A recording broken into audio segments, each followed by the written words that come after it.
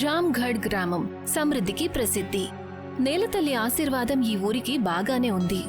దాని కారణంగా ఈ ఊరి ప్రతి రైతు పంట చాలా పచ్చగా పండుతుంది. విచిత్రమైన విషయం ఏంటంటే పంట పొలాలతో సమృద్ధిగా ఉన్న ఈ ఊర్లో ఒక భూమి ఉంది. అది ఇప్పటికీ ఎండిపోయే ఉంటుంది. ఆ భూమిలో ఏ పొలాన్ని పండించరు. అంటూ ఉంటారు ఆ భూమి శపించబడింది అని. అన్నయ్య, ఈ సంవత్సరం మన పంట చాలా బాగా పండింది. చాలా మంచి విషయం. కిందటి సంవత్సరం ఆ సేటు రతన్ వల్ల మనకేదైతే నష్టం జరిగిందో ఇప్పుడు అది కూడా భర్తీ అయిపోతుంది. అయినా సరళ, నిన్న రాత్రి కూడా నేను గొంతు విన్నాను. గొంతా? ఏం గొంతు? చాలా విచిత్రమైనది. చాలా గట్టిగా నవ్వటం, ఏడ్చే శబ్దం, ఎవరో పొలంలో పనిచేయడం. నువ్వు ఆ శపించబడిన భూమి గురించి మాట్లాడుతున్నావా? అవును, నేను దాని గురించే మాట్లాడుతున్నాను. దేవుడి దయవల్ల కిషన్ ఆత్మకి శాంతి కలగాలి. కానీ సరళ, అసలు ఆ కిషన్ కి ఏం జరిగింది?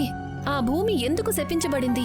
మాయ మాటలు విన్న తర్వాత సరళ కాస్త గంభీరంగా మారుతుంది. తను తనకా శపించబడిన భూమి కథ గురించి నిస్సంకోచంగా చెప్తుంది. ఎన్నో ఏళ్ల క్రితం జరిగిన విషయం.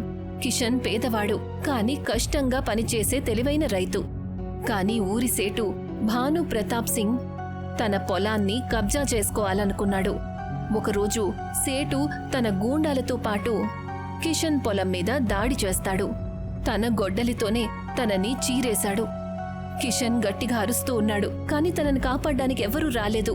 తను కొన ఊపిరిలో ఒట్టు పెట్టుకున్నాడు, ఎవరైనా ఆ పొలం దగ్గరికి వస్తే గొడ్డలి వల్ల ప్రాణం కోల్పోతారని.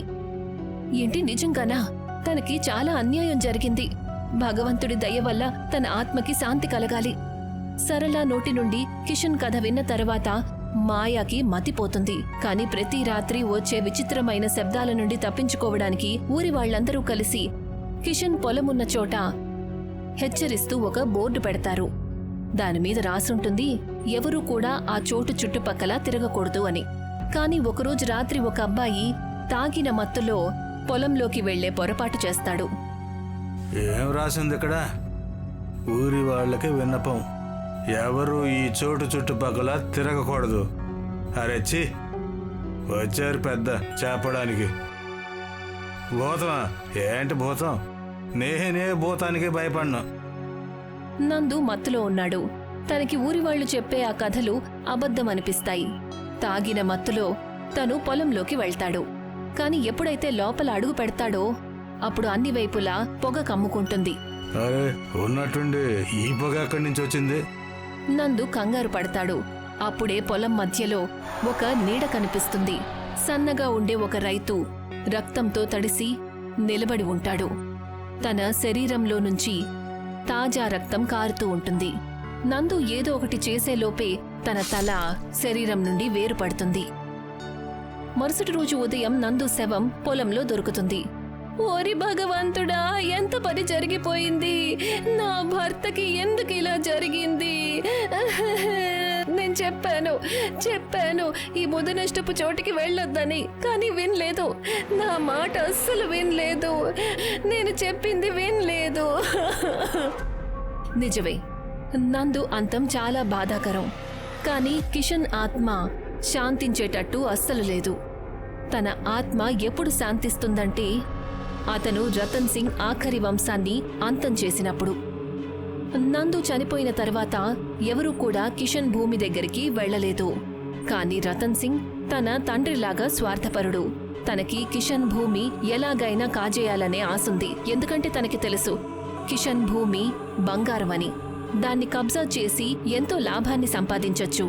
నందుకి జరిగిన సంఘటన కారణంగా ఊరి వాళ్లందరూ తనని ఆపుతారు. కాని తను ఎవరి మాట వినలేదు. చూడండి లాయర్ గారు, నేను మీకు డబ్బులు ఎందుకు ఇస్తున్నాను? మీరు నాకు ఊరిలో విస్తరించిన అపోహల గురించి చెప్పడానికి కాదు. నాకు ఆ కిషన్ భూమి కావాలి. అది ఎలా నా చేతికి వస్తుందో దాని గురించి దృష్టి పెట్టండి. కానీ నందు చనిపోయిన కారణంగా ఇప్పుడు చట్టపరంగా ఆ భూమిని సంపాదించడం ఇంకా కష్టమైపోయింది రతన్ గారు. అదంతా నాకు తెలియదు. ఆ భూమి నా పేరు మీదకి ఎలా మారుతుందో దాని గురించి ఆలోచించండి. అర్థమైందా? రతన్ కంగారు పడతాడు. కిషన్ భూమిని దక్కించుకోవడం తనకి ఇప్పుడు ఇంకా కష్టంగా మారిపోయింది. అప్పుడే అతను తన ఊర్లో ఉన్న ప్రఖ్యాత పండితుడి సలహా తీసుకోవాలి అనుకుంటాడు. నమస్కారం పంతులు గారు. ఇవాళ నువ్వు స్వయంగా ఇక్కడికి వచ్చావు అంటే తప్పకుండా ఏదో చింతించాల్సిన విషయమే ఉంటుంది. మీరు చాలా సరిగ్గా చెప్పారు పంతులు గారు. నిజానికి విషయం ఏమిటంటే నేను ఒక గంభీరమైన సమస్యలో ఇరుక్కున్నాను. అదేంటో చెప్పు నాయనా. పంతులు గారు, మా ఊర్లో ఒక భూమి ఉంది. ఆ భూమిలో నేను ఒక కొత్త పంటను పండించాలనుకుంటున్నాను. కానీ నేను ఏ భూమినైతే దక్కించుకోవాలనుకుంటున్నానో అది చాలా ఏళ్లుగా ఇరకాటంలో ఉంది. మీరు దయచేసి మీ దివ్యజ్ఞానంతో నాకు ఒక ఉచిత సలహా ఇవ్వండి. అప్పుడు నా కోరికను నేను స్వయంగా నెరవేర్చుకోగలుగుతాను. రతన్ మాటలు విన్న తర్వాత పంతులు గారు గంభీరమవుతారు. ఆయన కొన్ని క్షణాలు ఆలోచించి రతన్తో కొన్ని ప్రశ్నలు అడుగుతారు. నువ్వు ఎలాంటి సమస్యను ఎదుర్కోవాల్సి వస్తుంది? సమస్య ఏంటంటే ఆ భూమి మీద కిషన్ అంటే ఆ భూమి యజమాని నీడ ఉంది. అలాగని అందరూ అంటున్నారు. అందరూ అంటే నువ్వు నమ్మడం లేదా నాయనా? లేదు, నాకు అటువంటి వాటి మీద నమ్మకమే లేదు. కానీ కొన్ని రోజుల క్రితమే ఊర్లోని ఒక వ్యక్తి శవము అక్కడ దొరికింది. అప్పటి నుంచి నేను కూడా కొంచెం ఆలోచనలో పడ్డాను. రతన్ చెప్పిన సంఘటన ఆధారంగా పంతులు గారు కళ్ళు మూసుకుని మంత్రాన్ని జపించటం మొదలుపెట్టారు. ఆయన తన దివ్య శక్తుల్ని ఉపయోగించి సమస్యకు పరిష్కారం వెతికే ప్రయత్నం చేస్తారు. అప్పుడే ఉన్నట్టుండి ఒక గట్టి గాలి పంతులు గారి మీద ఎలా దాడి చేసిందంటే ఆయన దూరంగా గుడి దగ్గరకు వెళ్లి పడతారు. ఆయన ముక్కులో నుంచి రక్తం కారుతుంది. ఆయన పరిస్థితి కూడా చాలా దారుణంగా మారుతుంది. పంతులు గారు, ఏం జరిగింది? మీకు అసలు ఏమైంది? మృత్యువు నిశ్చయం. మృత్యువా? ఎవరు మృత్యువు? నీ రక్తం కోసం తప్పిస్తున్నాడు. అక్కడికి వెళ్ళొద్దు. పంతులు గారు రతన్కి ఇంకేదన్నా చెప్పేలోపే దానికంటే ముందే పంతులు గారు మరణిస్తారు. రతన్ చేతులు మళ్లీ ఖాళీ అయిపోతాయి. కాని ఇప్పుడు రతన్కి పూర్తిగా ఓపిక నశిస్తుంది. తనక్కడ్నుంచి కోపంగా లేస్తాడు. చాలు, చాలా అయిపోయింది ఇప్పటికే. ఆ కిషన్ నా ప్రాణాలు తీయాలనుకుంటున్నాడు కదా. తనకెంత ధైర్యం! తనకసలు తెలియడం లేదు ఎవరితో పెట్టుకుంటున్నాడనే విషయం. ఇంకిప్పుడు నేను అతను వదిలిపెట్టను.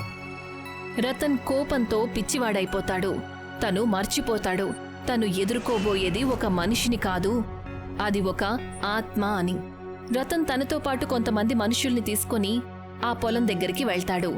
ఎప్పుడైతే వాళ్ళ భూమిని తవ్వటం మొదలు పెడతారో అప్పుడు ఉన్నట్టుండి నాగళ్లన్నీ మట్టిలోకి వెళ్ళిపోతాయి. పనివాళ్లు తమ బలమంతా ఉపయోగిస్తారు, కానీ వాళ్ళు దానిని లాగలేకపోతారు. అయ్యా, ఇది చాలా బరువుగా ఉంది. అప్పుడే మట్టి కదులుతుంది. అక్కడ్నుంచి వచ్చిన ఒక ఎముకల గూడు కూలివాడి కాళ్లను గట్టిగా పట్టుకుంటుంది. అరే, ఏంటిది? నన్ను కాపాడండి అయ్యా. కూలివాడు గట్టిగా అరుస్తాడు. రతన్ని సాయం అడుగుతాడు. కాని రతన్ భయపడిపోతాడు. అతను పనివాణ్ణి కాపాడే ప్రయత్నం చేసేలోపే దానికంటే ముందే కిషన్ తనని భూమిలోకి లాగేస్తాడు. మొత్తం పొలమంతా నిశ్శబ్దం అలుముకుంటుంది. రతన్ భయంతో అక్కడ్నుంచి పరిగెడతాడు. అప్పుడే అక్కడ బురదలో నుంచి కిషన్ ఆత్మ బయటికొస్తుంది. ఏ నాగలితో అయితే తనని చంపారో తన చేతిలో అదే ఉంటుంది.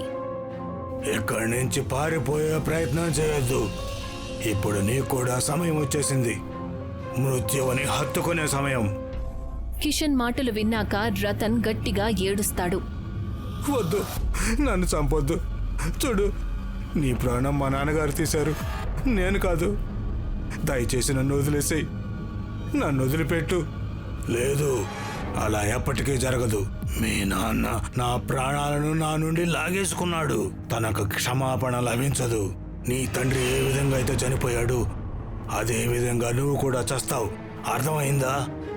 కిషన్ ఆత్మ నాగలిని తీసి తిన్నగా రతన్ పీక మీద దాడి చేస్తాడు. రతన్ తల తన శరీరం నుండి వేరుపడుతుంది. అంతేకాదు, ఆ తర్వాత కిషన్ తన శరీరాన్ని ముక్కలు చేస్తాడు. కిషన్ పగ పూర్తవుతుంది. తన ఆత్మకి ఇప్పుడు శాంతి లభించబోతోంది. మరుసటి రోజు ఉదయం ఎప్పుడైతే ఊరివాళ్లు పొలానికి చేరుకుంటారో అప్పుడక్కడ రక్తంతో తడిసిన మట్టి, మధ్యలో నాగలి కూడా ఉంటుంది. ఆ పక్కనే రతన్ తెగిపోయిన తల కూడా ఉంటుంది. ఇక ఆ విధంగా రతన్ అలాగే తన తండ్రి క్రూరంగా చనిపోయారు.